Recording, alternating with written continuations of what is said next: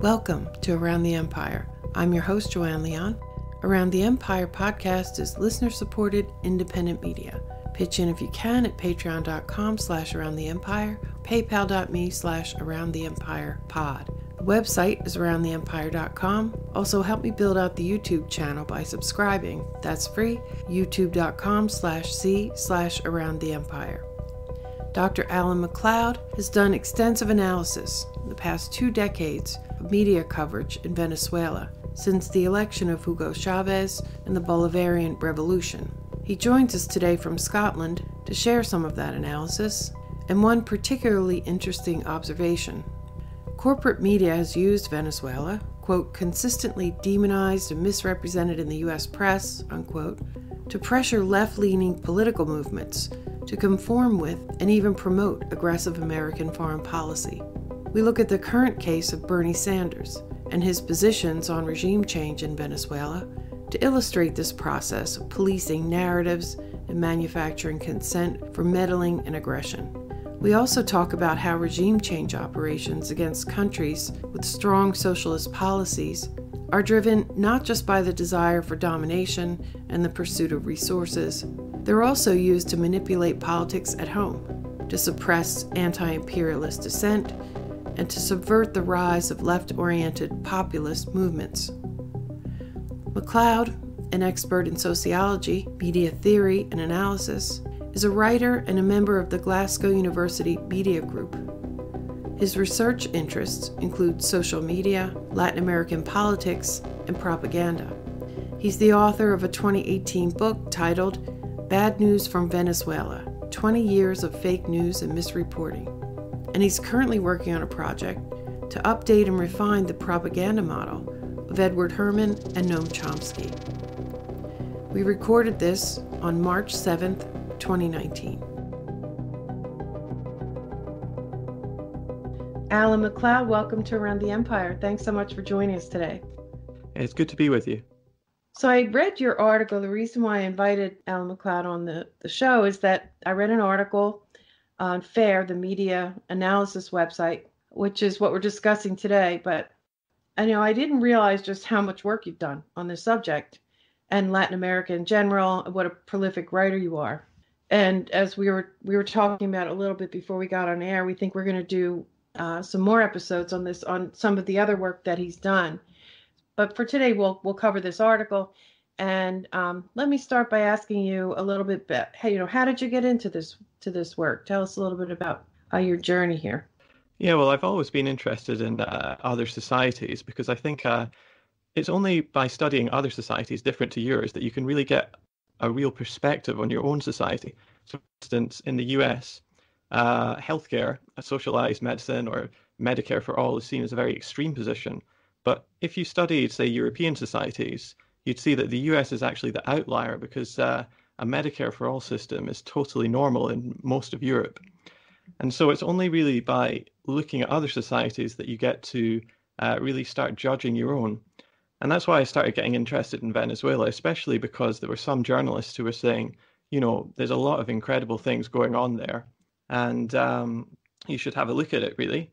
But then so much of the media coverage presents the place as the worst dictatorship in the world, a strong man abusing his country, destroying the economy, etc. So I got very interested in how the media cover it.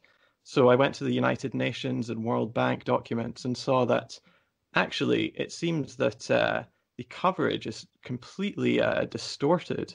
And so that's why I wanted to start a project and just really looking into this and researching it.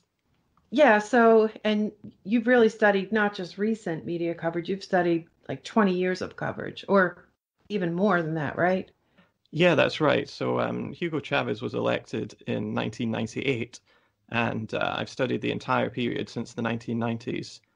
So for my book, Bad News from Venezuela, I took a random sample of 501 articles from 7 major international newspapers, including the New York Times and Washington Post, and looked and did a longitudinal survey of how they present key issues in Venezuela. And the overwhelming way in which it's presented is extremely negative, where the newspapers present highly contested minority opinions as unbiased, uncontroversial statements of fact, whereas they rarely even mention the opposing side, and certainly don't tell you that the opposing side actually has most of the facts on its side. Yeah, I saw that you wrote that in this article, and I was fascinated by that, especially by the number of articles that you've analyzed too. I mean, this isn't, it's not just recent, it's not random. It's not random's the wrong word. It's, it happens all the time, and it's got to be deliberate. I mean, could I conclude that it's not a deliberate thing, or is it just a trend, or do people copy each other, or is this a deliberate narrative that's being, when I say demanded or required? Yeah, sure. It's certainly not an accident, the coverage. I actually, for my book, Bad News from Venezuela, I interviewed 27 journalists and experts in the field just to get under the skin of the coverage to really understand why it takes the shape it does. And what I found was that Western journalists are generally parachuted into an intensely racially and socially segregated Caracas, where they live in gated communities surrounded by armed guards, and they rarely venture into the dilapidated slums where most of the population actually lives, and therefore they get a very skewed picture of the society. They also work alongside hyper-partisan local media. The local media has actually led a number of coups against the Chavez and later Maduro governments, and that leads to a newsroom atmosphere that is extremely partisan. In fact, the journalists told me that they see themselves as the, quote, resistance against the government, and their number one goal is to, quote, get rid of Chavez or Maduro. They're not above simply printing fake news as well, just to push their own narratives. Many journalists who are quite critical of the coverage take a much more nuanced or even positive view of Venezuela, told me they constantly have to practice self-censorship and often just leave in disgust because they can't get their articles published. Very often, nowadays, most people don't have a full-time job and they have to work as freelancers, constantly pitching articles to editors at the Washington Post or the Christian Science Monitor or the BBC or wherever, and they simply can't get their articles published if they're not critical enough. One other factor we have to say is that local journalists have their message broadcast to the world stage. And again, these local journalists tend to be embedded with the opposition. So what we have is a situation where basically the media is passing off propaganda as neutral reporting, and they're only really able to do this because there's such a lack of understanding about Venezuela in the West generally. Most people really don't travel very much, and they don't have too much of an image of other countries, and therefore the entire knowledge about Venezuela comes mediated through these enormous media corporations which can put their own slant on the coverage. Certainly, there's a geopolitical aspect as well. Venezuela has the world's largest oil reserves, and the United States has lost out financially with the coming to power of the socialist government who nationalized the oil industry. And so there's this real problem where we have just a few media companies that really set the tone of the coverage, and they all have their own specific agendas.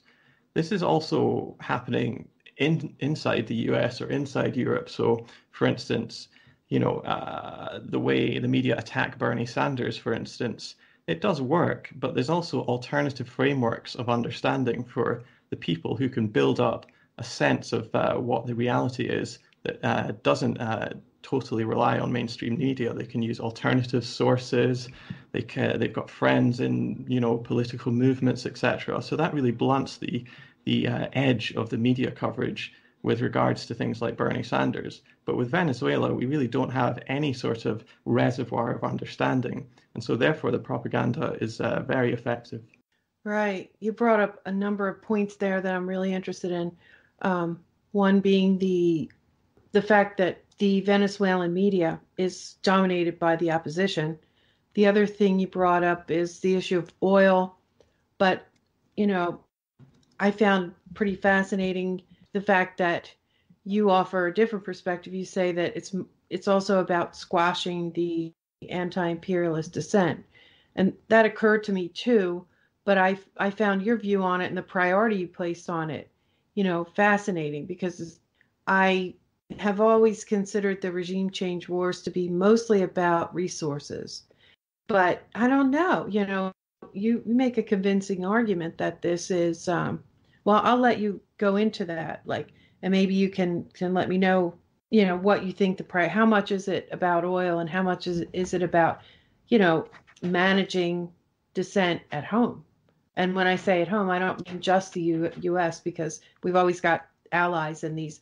This regime change more mostly an American thing, but usually, like, it's a coalition of NATO allies, always the U.S. and the U.K. and others who come on board. But and the other thing, before I forget, just the other point that I found interesting in your coverage is that you bring up the racial aspect of it, and hardly anyone does. So the three things that stood out for me here, just to reiterate, one is the fact that the Venezuelan media itself, contradicting the narrative, this is a brutal dictatorship, that controls everything. Well, not really. Their media is largely opposition dominated. And then the second thing is the oil versus dissent.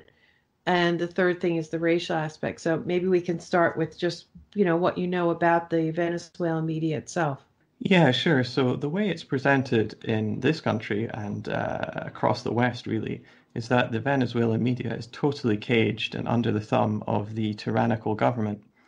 But that's contradicted when you actually look at the empirical studies. So, for instance, AJB Nielsen of the Nielsen ratings fame did a study into Venezuelan TV market share and found that the Venezuelan state accounted for less than 10% of the TV market share over the course of 2000 to 2010. The Carter Center, which is an award-winning election monitoring organization headed by Jimmy Carter, did a study of the 2013 elections and found that the opposition candidate got twice as much coverage on the television than did Nicolas Maduro, and the majority of the opposition candidate, Henrique Capriles' coverage, was actually very positive, whereas Maduro's was very negative. The Venezuelan media in general is extremely partisan and committed to overthrowing the government. In fact, many of the opposition leaders are actually media barons themselves. So, for instance, Henrique Capriles Radonsky comes from the famous Capriles family, which owns Cadena Capriles, which is a huge Venezuelan multinational media empire. And so I think it's pretty clear that the Venezuelan media are actually not just confrontational, but absolutely ideological in a way which we can barely even imagine in this country. The Venezuelan media has led multiple coups against the government and has faced little to no consequences for their actions. Is there anything else you'd like me to say about the Venezuelan media? Okay. No, I just wanted to make sure we got that point in here because, like you said, it's true that we don't really know a lot about these countries. And in addition to that, the local media who we might reach out, if you're a person who's looking to get both sides of the story, you're really not going to get that if you go to the local Venezuelan media. Yeah, sure.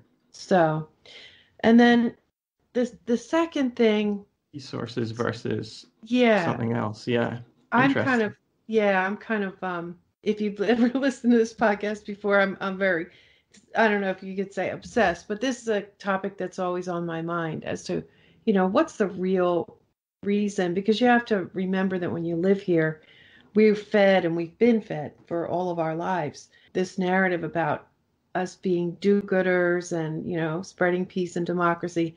I'm not saying that I haven't woken from that. I have, but it's still fascinating to me to I want to understand what are the real underlying reasons. What's Sure. driving this need to overthrow other countries and take their stuff. And I just like the perspective that you brought to it. It's not just about resources. It's about politics at home on a big scale, right? Not just like an election or a particular, crisis. It's the big issues about maintaining, keeping down any type of, well, I'm going to let you do it because you'll do it better than me. Yeah, sure. So Venezuela certainly has an awful lot of very important resources. It's got the largest proven oil reserves of any country in the world, almost twice that of Saudi Arabia. Furthermore, Venezuela used to be a very key ally for the United States in terms of oil politics. So during the 1973 crisis, where oil prices spiked in the US, where the Middle Eastern nations stopped pumping oil and the price went through the roof, the United States found a loyal ally in Venezuela who decided to pump like there was no tomorrow, breaking the OPEC cartel and keeping prices low. And the Venezuelan government from the 1970s to the 1990s was doing that for the US to keep the price low. What happened when Hugo Chavez was elected was the first thing he did was do a whistle-stop tour of the Middle Eastern nations and Russia and other oil producers to get them to cut back on the production of oil in order to raise the price and raise the profits for those countries. So what we saw was oil jumping from $9 a barrel in 1999 to over $160 in 2008. And so I don't think you can really understand the complexities of world politics without looking at oil. In fact, I'm not even sure you can really understand the Iraq War without understanding this background in oil. Obviously, Trump has recently appointed Rex Tillerson, the head of ExxonMobil, to a key position in the cabinet. So it can barely be more obvious that they are thinking about Venezuela's oil. John Bolton said recently that it would be a good thing if American companies could go into Venezuela and produce the oil. And their man, Juan Guaido, has also said that he promises to open up the country to oil exploration from the US. However, there's something much more important than just oil. There's another string to this bow. That's the political threat that Venezuela faces for the US. So in 1999, Chavez was elected the first democratic socialist in a new wave, which was called the Pink Tide. Across Latin America, governments came to power that were left of center and were very critical of the US and its imperialism. Together, they definitely had certain disagreements, but they all agreed that through strength, through unity, there would be strength. And so we saw a whole bunch of democratically elected socialist governments coming to power, whether that's Lula da Silva in Brazil in 2002, we saw Evo Morales in Bolivia in 2006, we saw Rafael Correa in Ecuador later on. And by 2011, the majority of South America was actually governed by nationalist socialist governments, which saw the United States as a threat rather than as an ally. And so there was this enormous pressure on the US to do something, otherwise it would lose its sphere of influence in its own backyard. And that's what we're seeing right now. If I was writing a history book, I would describe the last 7 or 8 years as the period where the empire strikes back, and the United States has been picking off one by one these leftist governments. So we saw a constitutional coup in Paraguay in 2012. We saw a constitutional coup against President Dilma in Brazil in 2016, and we saw a coup that's supported by the US in 2009 against the democratically elected Manuel Zelaya government in Honduras. And so we've got a situation where there's only 2 or 3 countries left that the United States hasn't picked off, and that is the source for John Bolton's famous Troika of Tyranny moniker that he just labeled Venezuela, Nicaragua, and Cuba as. So the United States has certainly got its sights set on a clean sweep in Latin America. Another thing that I'd say is that there's also a rising threat of socialism at home. So we've seen, yeah, absolutely. We've seen across Europe and the United States, democratic socialists have become much more in vogue from a position just a few years ago where it was a dirty word. Somebody like Bernie Sanders can become the United States' most popular politician while identifying as a socialist. And there was a study done by Harvard that showed millennials favor socialism over capitalism. And so we've got this incredible situation where a lot of the higher ups in Washington are deeply worried about the threat of socialism. And Venezuela provides a really great counterexample, a stick to beat people like Sanders and Ocasio-Cortez with. The media presents the country as an economic mess, and then therefore they can use that to say this is what Bernie Sanders and Alexandria Ocasio-Cortez wants to bring to the United States. Right. Yeah, exactly. And it's interesting that we're also returning to a Cold War mentality. It's almost like trying to teach a new generation the anti-Russia Cold War mentality that I was a child of the Cold War. I grew up with all of that. The movie villains were Russians and all that stuff. And so, you know, it's coinciding with this a panic over the rise of socialism. It really it kind of freaks me out sometimes. It's like this deja vu happens every so often. I'm like, oh, really? Are we going to do this again? Um, but anyway, that should maybe take us into the subject of Bernie Sanders and your article, because I mean, Bernie he calls himself a democratic socialist, but he's really a lot more like an FDR Democrat, still a fierce capitalist society with a few social programs is really what it comes down to. And this country has moved since, I'd say, since the Reagan years. Well, I mean, there's been a counter reaction or counter revolutionary type right wing effort to undermine the New Deal ever since the New Deal, but particularly since like the 1980s. So, first of all, in my view, Bernie's really not a socialist. He's a democratic socialist, a capitalist with, who believes in a safety net and, more fairness, economic fairness. And as far as foreign policy goes, Bernie's taken a beating in the media, as you note. But the truth of the matter is that Bernie is really, as you say in your article, you say the political right, this is a quote, the political right is uniting with the established Democrats in denouncing presidential hopeful Bernie Sanders for his supposedly pro-dictatorship stance on Venezuela, and the media are piling on. Yet Sanders' statements on the Venezuelan crisis were quite critical of President Nicolas Maduro, saying that his 2018 re-election was a vote, quote, many observers said was fraudulent. He condemned the, quote, violent crackdown on Venezuela's civil society and insisted that humanitarian aid be let into the country. He's consistently maintained a strong adversarial position to Venezuela, calling Maduro's predecessor, Hugo Chavez, a dead communist dictator. Anyway, so that probably give people enough. So Bernie's not even the positions that he's taking, as you're saying, they're definitely more in line with the establishment Democrats and the right. So it's very ironic.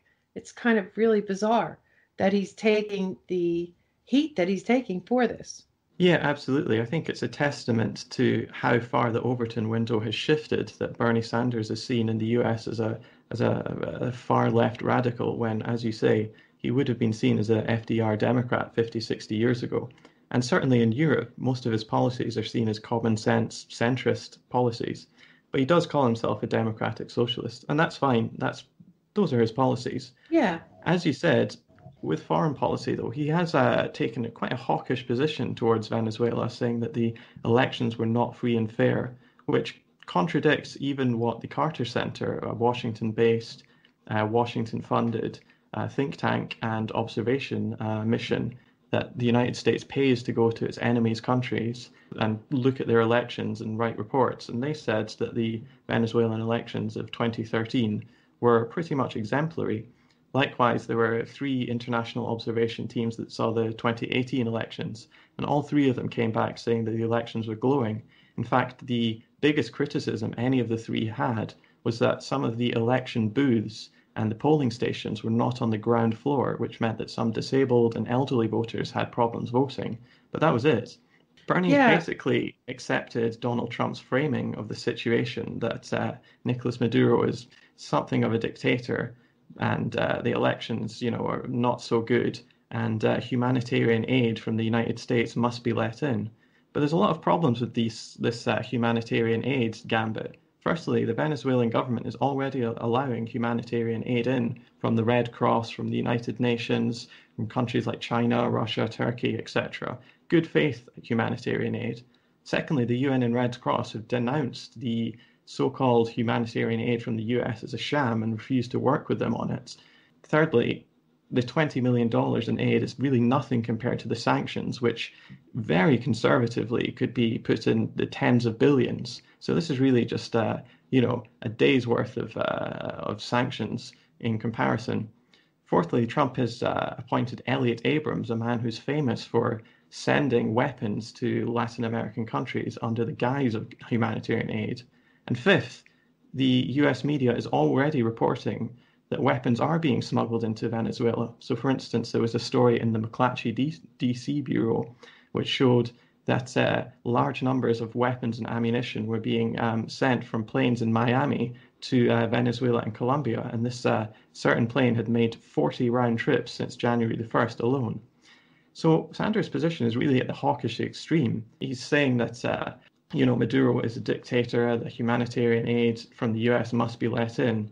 But the United Nations doesn't take that position, and 75% of the world's countries have backed up Maduro.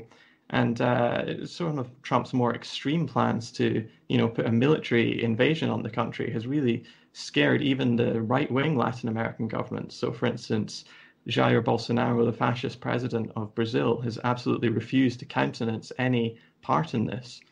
So it's very interesting how the media are piling on Bernie Sanders, trying to force him to take a more reactionary, more right-wing position to try to narrow the debate over foreign policy. Yeah, and not only did he, well, first, I guess the thing that they really objected to was that he wouldn't call Maduro a dictator. That seems to have been his biggest sin in the media. But other than that, he went along with the narrative that the elections were not valid. He went along with sending in the humanitarian aid, which was it was definitely a part of the coup plot. And I thought most importantly, he said that that Maduro's got to go, that there need to be new elections. So he took them almost all the way, and yet he didn't call him a dictator. So that was he failed the test, which was very strange, really strange. And It will be even more strange if Bernie goes along with it. It seems like he's holding his ground. But I'll be even more worried if he starts calling him a dictator. But it's almost like there are concrete rules of things you can and can't say. Yeah, absolutely. It's a dangerous halfway house that Sanders is playing. He's never going to fully be embraced by the right. So I think he should just take a principled stand rather than this sort of halfway between left and right position.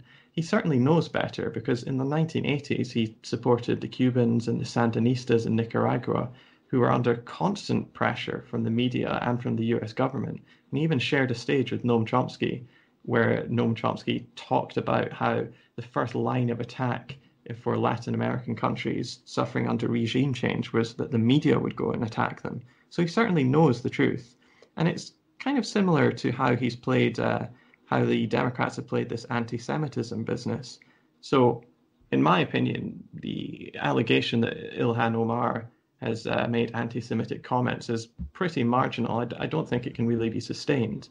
And yet the Democratic Party has taken this quite reactionary position where they condemn Omar and forced her basically to make an apology to the political right who, let's be clear here, they really do not care about anti-Semitism. Look at who are their big media empire critics. It's Steve Bannon, Ben Shapiro. These guys are not particularly interested in anti-Semitism and anti-racist activism. So it's a no-win, extractive, dangerous game they're playing. Right, and we see the same thing happening with Jeremy Corbyn on your side of the pond. Just really something to watch. Absolutely. I mean, the great American philosopher John Dewey said that until we get rid of what he said was industrial feudalism, politics would merely be the shadow cast over society by big business. And what that means is that our politics tend to mirror each other. And so at the same time, Ilhan Omar is being smeared as an anti-Semite on highly dubious grounds. Jeremy Corbyn, a man who campaigned for decades against apartheid and has even been arrested for his anti-racist activism, is now being smeared across the media as some sort of closet Nazi. It's incredible. Yeah, and just to reinforce that, because that last paragraph in your article and what we just talked about, that one really got me. Let me just read it for our audience who maybe hasn't read this article yet. Quote, the reality is that nothing but complete capitulation to this extractive right-wing tactic will be accepted. Red baiting is a time-honored technique of enforcing discipline by directing flak for those who step outside the range of respectable opinion, quote unquote respectable opinion. Sanders should know this. He once shared a stage with Chomsky in 1985, introducing the professor's lecture on how the U.S. media distort the image of Latin American countries as a first step toward military intervention. They also attempt to destroy and defame anyone not sufficiently excited by the prospect of regime change in America's backyard. So, I mean, it did cross my mind, unquote, there. So it did cross my mind that maybe Bernie was being, and maybe his advisors were giving him information that, was distorted. Like, why did he say the elections were rotten? Maybe Bernie just doesn't know that much about the topic. But, you cleared that up when I read this. I was really floored by this paragraph here. I mean, he's for years and years and years, he has understood this issue because, as you say, he introduced Chomsky, and this is exactly what they were talking about. Yeah, I mean, Bernie's presented as this great leftist radical, but in reality, his career has been built on compromise. He tends to take compromise positions very often. I mean, frankly, even just joining the Democrats was a bit of a compromise for him, and how he supported Hillary Clinton, a candidate who was far to the right of his platform, after she beat him in the Democratic primaries, although there were certainly some shenanigans going on there. Yeah. So Sanders has really built his career on being a compromise candidate and not sticking his head above the parapet too much. When he was asked why didn't he stand as an independent for president, he said he didn't want to end up like Ralph Nader. He wanted to be in the Beltway, in the establishment. And if you want to be in the Beltway in the United States, you do have to toe the line on certain issues, whether it's, foreign policy or Israel or American exceptionalism, or there's a ton of other certain red lines, which, if you do cross, you're going to get a ton of flack. And this flack that I was talking about is a really great strategy because it makes liberals and leftists behave like reactionaries when it comes to foreign policy. So they say, well, Maduro's a bad guy, but I don't support, overthrowing him. But they're already accepting the premise that the United States has the authority to overthrow the government. And they're also kind of accepting the premise that we should do something about it, which is highly questionable. Yeah, exactly. And we talked about this in the last episode, that to use the metaphor of American football, at least by establishing that he's a bad guy, he's a dictator, they're advancing the ball, the regime change ball, a long way down the field. And then, the actual, the more hawkish actors can pick up the ball from there, and they're quashing the dissent that might, rise up. And I don't know, that might even be a bigger part of the job. It's interesting because we saw Bernie Sanders doing it, and then we saw Senator Chris Murphy from Connecticut doing the same thing. But in this primary, we have something that we didn't have before. We have Tulsi Gabbard, who is, well, she's not perfect on it either, but she is setting a foreign policy stake in the ground that we did not have in the last Democratic primary. She's anti-regime change all the way, and she consistently says that these countries we shouldn't be meddling in other countries. It doesn't work out well for them. It ends up undermining our own security. And she's holding the line on let the Venezuelan people decide for themselves. So I do think this is going to pull Bernie, I don't even like to say to the left, to the anti-interventionist side. I think he's going to be forced to, to temper his views on that. But we haven't seen it so far, really. Maybe as far as he was willing to go was to say, not a dictator. But so, we'll see. It remains to be seen how the foreign policy spectrum might shift because of her presence in the. I mean, we've already seen Elizabeth Warren taking a much more anti-interventionist stance than she ever has before, as far as I know. Yeah, I mean, Bernie's been moving right in order to placate more conservative elements in the United States. Unfortunately, it's not the case that the conservatives are moving left to try and placate the left.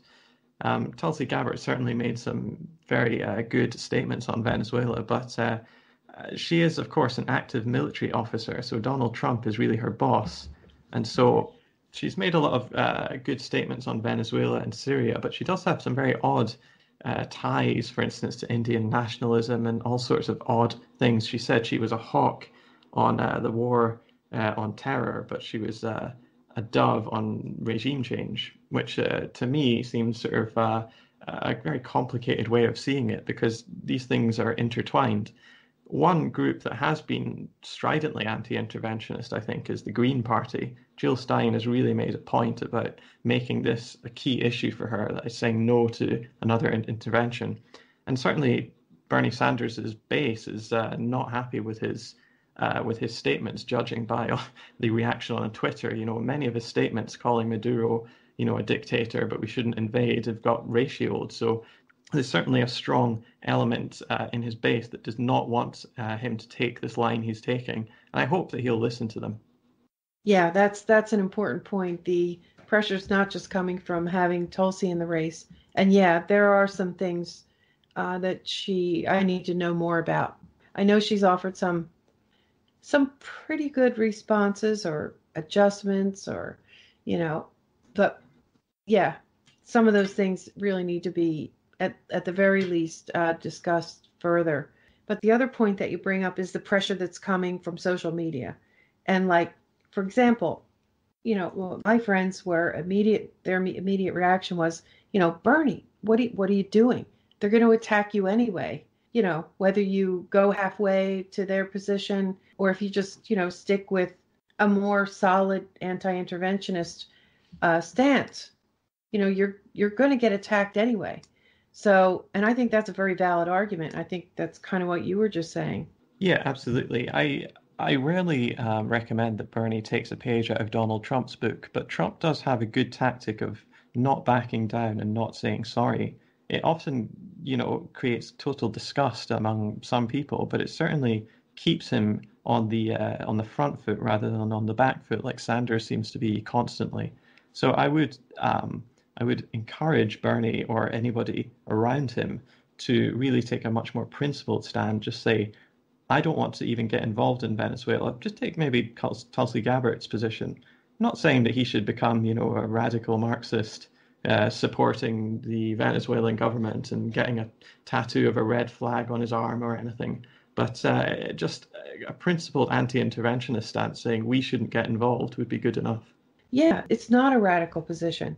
In fact, I would say there are, you know, plenty of signs that it's probably the majority position in the world. I think I'd say that with confidence. I think most of the world feels that way, and a lot of this country feels this way too. I'd say the majority again there. Yeah, absolutely. I mean, 75% of the world's governments have come out in favor of Maduro and not for Guaido, so explicitly rejecting him. And those 75% of the countries really represent about 80 to 90% of the population because it's China, India, Indonesia, Mexico, these huge countries that have come out to support Maduro. So the US is actually at a critical extreme of the very wide spectrum of opinion. But if you're only relying on mainstream media, you wouldn't understand that. You would think Sanders' position is kind of at the left extreme. But in fact, he's actually much more towards the right in the world opinion. And this is something that time and time again happens in Venezuela, where the media gives you a very small selection of the very wide range of opinions that people have on the subject. Yeah, that's a perfect point. It's just what I was thinking. I think it also indicates that politicians, no matter how, you know, in touch they are with their base, they're not very in touch with their base. I think that Bernie was very surprised by that reaction that he got on Twitter where he got ratioed. When we say ratioed, we mean that more people responded, that he got a very high number of contentious replies, more than he got. I mean, I don't think it was technically ratioed. Like the number of likes and retweets versus the number of replies is the what we're talking about with the ratio. But it was significant, and I think what demonstrates that he reacted to it, because in his following speech, I don't have the quotes in front of me, but he definitely adjusted his position a little bit after that happened. And I think that there's definitely a correlation there too with the situation with Ilhan Omar. Again, I don't think that the Democrats, particularly the establishment Democrats, but even Bernie, really understood the position of their supporters and their base. I don't think they expected to get as much support for Omar as they did. And as you can see, what happened, the Democrats sort of pulled back from their intentions to, I don't know the exact details, but they were going to bring some type of a resolution to the floor that was going to condemn anti-Semitism, of course, but it was going to be it was really going to be targeted at Ilhan Omar. And they backed off of that position, and then they just decided to do a more broad anti-hate and anti-prejudice declaration. So there's two examples where politicians who need very much to be in touch with their base right now because of this, very important election, really are not. They're not understanding how people feel. They're not, interpreting the shifting sands. And as you point out, really important point, a lot of that is because of our media. And our media, just like our politicians, don't really represent us. Even if they come from the working class or the middle class or whatever, they're still, they're towing this line, this enforced line. Absolutely. I mean, 5 gigantic media companies control 90% of what we see and hear in the media. And that has profound democratic consequences, because the media are really perhaps the strongest force in society, shaping how we see the world, what we see as possible, what we see as impossible, what we see as newsworthy, what we see as frivolous, what we see as potential for a society to grow into. And so we really have to start questioning the media. Unfortunately, these gigantic corporations are also very often subsidiaries of even bigger corporations. So, for instance, CNBC used to be a part of General Electric. And when General Electric saw what would happen in the Iraq War, where they would make enormous profits, is it really too much of a stretch to say that CNBC's positive coverage of regime change was linked to their parent company's profits? I'm not so sure it is. I hope that Sanders can be more responsive to his base. He has shown that is a possibility given his past actions. But, unfortunately, it seems that the Democratic Party wanted to attack Omar as much as they attack Trump, unfortunately. Let me just mention one other thing here from your article. You say that some in the establishment applauded Sanders' position. In a foreign policy magazine essay headlined "The Left Keeps Getting Venezuela Wrong," writer James Bloodworth distinguished Sanders from the left politicians like Ilhan Omar and Tulsi Gabbard, who supposedly favor dictators as long as they mouth anti-American platitudes. So I find it interesting. Foreign policy is the, what's the Council on Foreign Relations, is it? Yeah. Isn't that their magazine? That's right, yes. Yeah. So it's interesting that the Council on Foreign Relations, praised Sanders as this is, and I think what they're doing is they're a very influential organization.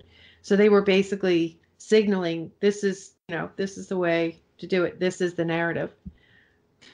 Yeah, absolutely. I think it shows how conservative Bernie's position was. It's been a tactic for years and years for the right to try to extract something from the left to score political points against them by claiming that they want to turn the country into Venezuela. But the problem is that people don't really know what Venezuela is like. They've got this completely distorted and warped picture of what the country is like, that it's a dictatorship, that it's in an economic disaster zone, etc. And so becomes a really effective club to beat anybody left of center with, and it's used time after time, month after month, year after year. Another thing I want to just mention is that your point that you made earlier, that the journalists who were writing about this, you mentioned, this is actually from the excerpt on your book, that's the description of your book that's on Amazon. You say, news written from New York or London by non-specialists or by those staying inside wealthy guarded enclaves in an intensely segregated Caracas, and that they mainly work with English-speaking elites who have little contact with the poor majority. I just want to mention that there was a very similar situation in the reporting on Syria, which some journalists have said it was maybe the worst war reporting ever in terms of being misleading. But we had a similar situation there where the American and Western journalists were mostly based in Beirut. So that was the first thing. They weren't actually in Syria. And the other thing was that their sources were, Syrian opposition figures. And sometimes they were like the White Helmets, like US backed or UK or French backed organizations or NGOs. So even their sources were limited because they actually couldn't go into these areas because, the opposition was basically too dangerous to be around, to even, you might get kidnapped or killed. So, there's just another parallel there between what you're pointing out in Latin America and what we saw in Syria. It's very similar. When there's an overwhelming narrative that's been established and there's a considerable flack for going against it, it's perhaps unreasonable to think that journalists will all go against it. I mean, they've got time constraints for one, they've got constraints over concision. How are you going to argue against an overwhelming narrative point by point if you've only got 400 words to do it or 1 minute on camera? Another thing is, as you said, when they go to Venezuela, they tend to speak with only English-speaking elites. Many of the journalists, even the ones that were stationed in Caracas for months at a time, said that they went there without the ability to speak Spanish at all. And that means the ability to speak with the bottom 95% of the country, because English is a very rare skill and it's generally reserved only for the elites who went to international schools. There's actually a name for this in Latin American studies. It's called Hilton Hotel journalism, where journalists are parachuted in, stay at the Hilton Hotel, never leave the pool. They have a couple of prearranged contacts that the embassy gave them that come to them, speak with them in English, they write their story, and then they fly out, having never seen any more of the country. So this is a long-held model, and it has worked for a long time. It's been effective. Yes, absolutely. And the cuts to journalism, which are happening because of the internet and the rise of big advertising agencies like Google AdSense and Facebook, are only accelerating this problem. But, the internet, a couple of things. The internet, social media, and the ability to hit the translate button on tweets, for example, and, go into Google Translate. They're not always great, but you can generally at least get an idea of what they're saying. And in Venezuela's case, there are a lot of Americans speak Spanish. Also, the rise of alternative media. So I wonder if you have seen a trend. I guess this is more of a hopeful thought on my part. I think I see a growing, I hate to use the word resistance is overused and twisted, but, pushback, an anti-interventionist. I don't know if you just want to call people better informed, have been able to break out of the mainstream media bubble. I hope what I'm seeing is more people becoming more awake about these things and better informed for the reasons that I just suggested. Well, it's difficult to gauge the numbers, but certainly the internet allows us to build up an alternative understanding and an alternative framework of the country, because there's loads of great quality resources out there. Unfortunately, it's also being throttled, the reach of this, precisely because of the Cold War that we're going back to that you mentioned earlier. This hysteria over Russian bots and fake news has allowed the mainstream media and the big online giants like Facebook and Twitter and Google to rewrite their algorithms to promote quality journalism as they see it, like CNN, CNBC, etc., and de-rank, delist, delete, and disincentivize quality alternative media. So, for instance, when Google rewrote its algorithm to combat fake news, we saw Democracy Now's Google traffic search go down by 30%, and The Intercept lost 19% of its readership overnight. And so there's a real sense that the internet is now a battleground for the new war on media, where the traditional legacy media are really trying to tighten their grip over the means of communication. And that's going to be one of the big battles that we're going to have to fight this decade. Yeah, it really is. I've, felt the effects of it myself. I've seen things of what I think is, some kind of suppression. I think you really feel it when you break through some type of a threshold to where whatever you have too much influence and you need to be dealt with. But, at the same time that battle is happening, there's also the conservatives in this country are pushing back on that because they feel that they are being censored more than the left. And that's a whole different discussion. To some extent, I think they have a valid argument, but they are suddenly pushing back against any kind of censorship. And so I wonder if they fight that battle and if they win even a little bit, hopefully the anti-interventionists who are also being censored, may get the benefits of it. I hope that's the case. Yeah, I hope so too. I mean, distrust of the media has grown wildly on the conservative side over the past few years. And it basically correlates to the Trump-Clinton presidency, where many people on the right felt that the media was overwhelmingly pro-Clinton and didn't give Donald Trump a fair shake at all. And so now we've got a situation where more people on the right are interested in media criticism than on the left, which was not the case 5 or 6 years ago. I would hope that anything that the Conservatives do manage to extract from these big media companies would help the left, but I'm not sure if that's going to be the case, frankly. I mean, we actually saw the minute that these new censorship laws that were brought in when Facebook, Twitter, Google, iTunes, etc., deleted Alex Jones's website, InfoWars, the notorious right-wing conspiracy website. Within 2 days, that was being used to attack the left. So we saw Venezuela Analysis, for instance, a really high-quality, independent news source about Venezuela being taken down off Facebook as well. And so immediately the laws enacted to fight fake news are actually being used to throttle quality dissenting publications. Yeah, definitely. And people who maybe were political allies of mine,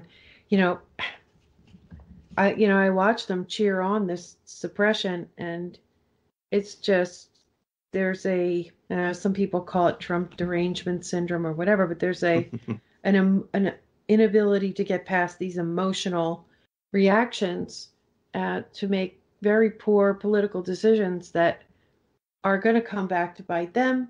They're definitely going to hurt the so-called left, and I mean they always have. So it's just the same thing happened years ago when Obama was president. We used to make the same argument, say, you're going to let these war policies slide by without any pushback. Well, you're not going to like it when someone you don't like is president, and it has played out exactly that way. Now Trump has those same war powers and precedents that were set under the Obama administration, and nobody did anything about it then. So now you've got Trump with all of that authority and power, and it's not working out well for us. Nobody seems to learn that lesson. I don't really know why. Free speech should be a left-wing issue always. Unfortunately, a lot of the people who feel confident and comfortable with these newer laws while they may talk about themselves being liberals, they are very much in the beltway, again, of acceptable public opinion. And so they really don't have very much to lose from this censorship because they know the outlets they like, you know, the New York Times, Washington Post, will not be censored, whereas people to their left may well do. And unfortunately, it seems that people in the center attack the left far more vigorously than they attack the right. Let me ask you about, I know we're getting low on time, but the research that you did on the term civil society. I don't want to finish until we talk about that because it's just a super important point you brought up. Yeah, absolutely. Do you want me to? I've written racial down because I didn't answer that question before. Do you want me to go into it's sort of that, and I'll related go here. into civil society after that? Yeah, sure. Combine both of those because they're both really important. I hope maybe we can in a future episode we can dig into that more deeply. But I definitely want to make that point in this conversation. Yeah, so race is really one of the fundamental fault lines along which Venezuelan society is drawn.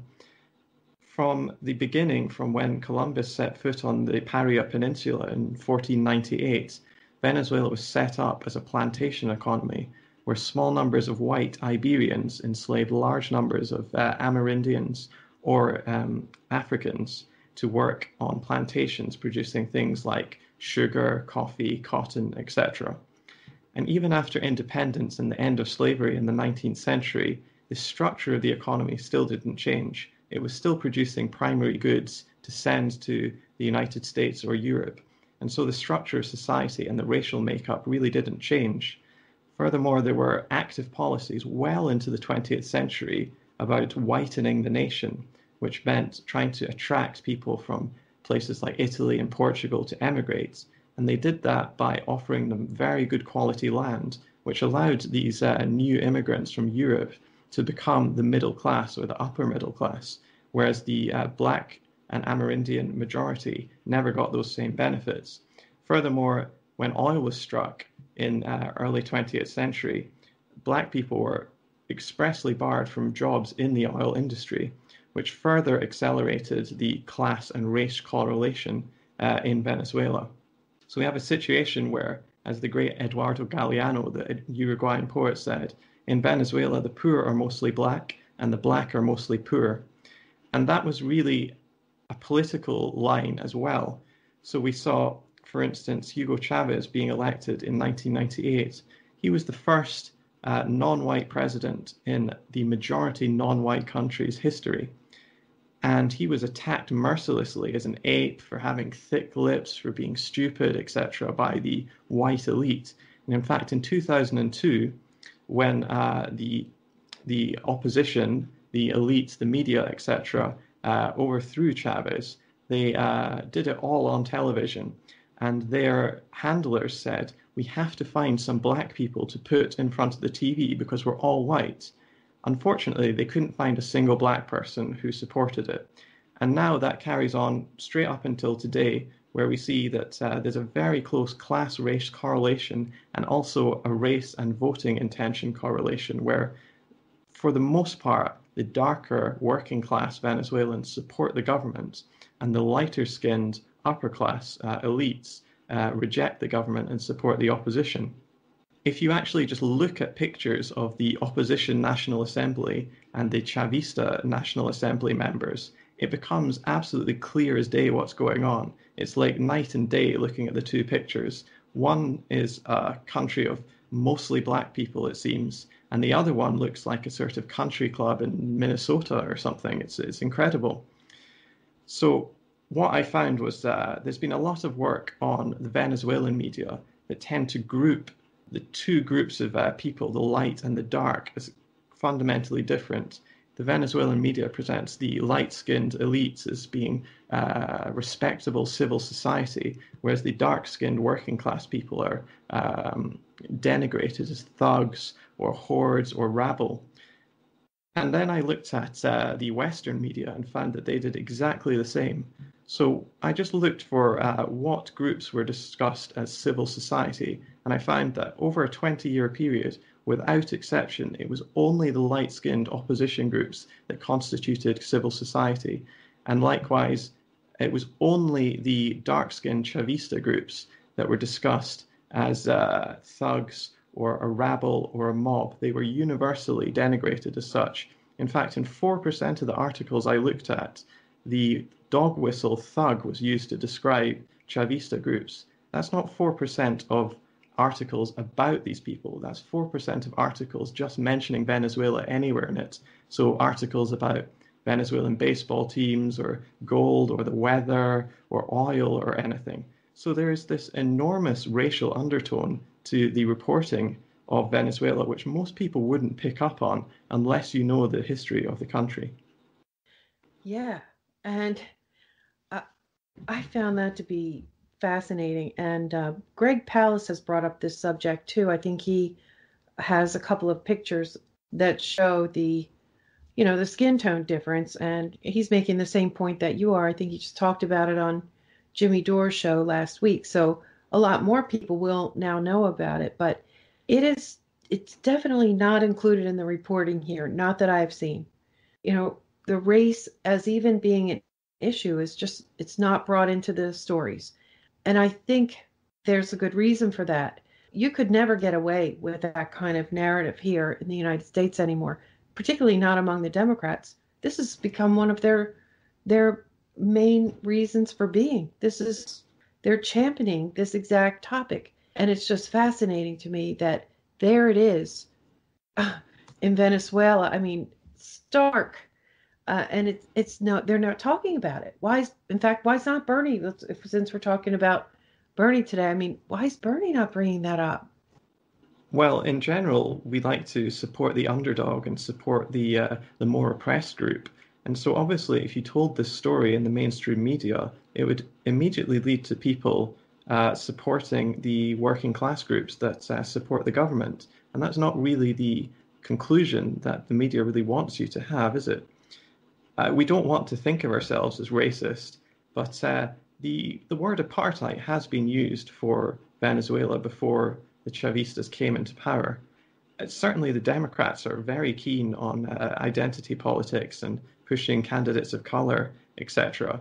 But when it comes to Venezuela, they seem to be, they turn into arch reactionaries and stand behind Elliot Abrams 100%, which is very interesting. Bernie, in this sense, frankly, he may not know very much about Venezuela. He is like an old senator from Vermont. I think we can forgive him for not being an expert on the country, especially when so few people are talking about this. Unless you're actually a Venezuelan yourself, you won't know about this. And there are very few journalists that are talking about it. So unless he watches Greg Pallas documentaries, he probably won't know about this because there's almost complete radio silence over this issue. Yeah, and it's very clear that this is politically loaded. This has to be suppressed, right? Because this creates a major problem, particularly for the Democrats and really all across the left. And it's interesting that the parallels, the same ways that Democrats handle the issue of Israel. I mean, so I guess you could say they're kind of experienced at walking this tightrope, being sure not to talk about certain things. So I guess maybe they'll fall right into it in Venezuela, but it seems like a very similar situation. Their home politics just don't line up with their politics in Venezuela and in Israel. It's a big problem for them, I would say, a big potential problem anyway. I think so. I mean, they do talk a good game about wanting more people of color in positions of power, but when it comes to Venezuela, they're supporting some of the most arch-reactionary, openly racist politicians and political parties that exist anywhere in the world. I mean, for instance, one of the opposition leaders, Julio Borges, argued that non-white Venezuelans shouldn't be classified as citizens anymore, but instead should be classified as inhabitants of the country, which to me sounds a little bit like echoing. It kind of sounds like the echoing of how the Australian government treated Aboriginals up until the 1960s, declaring them flora and fauna rather than humans. In 2017, Popular Will, which is Juan Guaido's party, launched a campaign of massive violence and terror aimed at trying to overthrow the government, which included looking for black Venezuelans to set on fire in front of cameras. Now, this sort of thing doesn't really hold well with the idea of an anti-racist party if you can support these figures. And so generally, this is just quietly ignored in the media. The opposition's more racist and aggressive actions are not only not discussed, but often framed in exactly the opposite ways. So that wave of terror that included lynching black people, well, that was described as a peaceful protest in most of the American media. So frankly, it's very hard. You have to do a research project on Venezuela to really understand what's going on, frankly, because you can't rely on the mainstream media at all. Right, right. That's amazing. That is an amazing topic. And thanks for giving us all that background from your research and your experience in such a short time. I appreciate it. I'd like to dig even more into that one. I'm fascinated by that. And frankly, I've always been fascinated by the term civil society. I would hear, maybe we could talk about that at another time in more depth, because I hear it all the time. Samantha Power's a big fan of the term civil society, and the State Department. And I don't have a background in international relations, so I'm not always familiar with all of this language. But it turns out that civil society is also a loaded term. Who would have thought? Huh, amazing. There's so many loaded terms, aren't there? The other one I quite like is moderate. Anyone described as a moderate is almost reflexively somebody who the US backs, whether it's extreme right, extreme left, anything. But if they're described as a moderate, you can be sure that the media wants you to see them as a positive force. Right. Well, listen, I don't want to keep you any longer, but also there were a number of other things I wanted to get into. Your Twitter thread, maybe we can do this later, but I just want to mention for our audience, you should go to Alan's Twitter account, Alan R. McLeod, and you can find all this in the show notes, and read his pinned Twitter thread, because he lays out some extremely valuable information and some excerpts from his book. You have some clips that you can read, so don't miss that. And also in the reference links, I'll note he gave a list of other articles that he's written, tons and tons you've written just in the last couple of months. So all that will be there for further reading and hopefully between us further discussion. But before we wrap up, let me make sure that, if there's any other points that you want to make here, and also please do tell us where to find your work, how to support your work, and all of that. Yeah, sure. Thanks. So as you said, I've got a Twitter, Alan R. McLeod. That's probably the best way to keep up with me. You could check out my work on fairness and accuracy in reporting, where I've written a lot about not just Venezuela, but all sorts of political and social issues. And I've also got a YouTube channel called Revolution Tube, which you can have a look at. I've just been making some videos about Venezuela as well. Excellent. Yeah, I just saw that today, and I listened to about half of it so far. I will finish it. Okay, well, again, thank you so much for taking the time, and hopefully we'll be able to do our follow-up conversations as well. I'll really be looking forward to that. Yeah, it was great to be here anytime. And that's a wrap for episode 96. Thank you for listening. A special thanks to Alan McLeod. Follow him on Twitter at Alan R. McLeod, ALANRMACLEOD, to follow his commentary and his work. The Around the Empire podcast is independent media. The website is aroundtheempire.com. Your support is really important. If you can, please pitch in patreon.com/aroundtheempire, paypal.me/aroundtheempirepod, and help me build up the YouTube channel by subscribing, youtube.com/c/aroundtheempire. Hit the red button to subscribe. It's free. Follow us on Twitter at Around the Empire to see when new episodes are released. Better yet, subscribe on your favorite podcast app. And if you like it, take a minute to leave a good review. It helps. The syndicated audio podcast has been the main focus for Around the Empire, and it's where most of the traffic is. But some new looks and new kinds of video content are in the works, which means investment in some equipment, software, services, Building up the YouTube channel with more subscribers is important for that, so please go to the channel and subscribe. See you next time. Take care, everyone.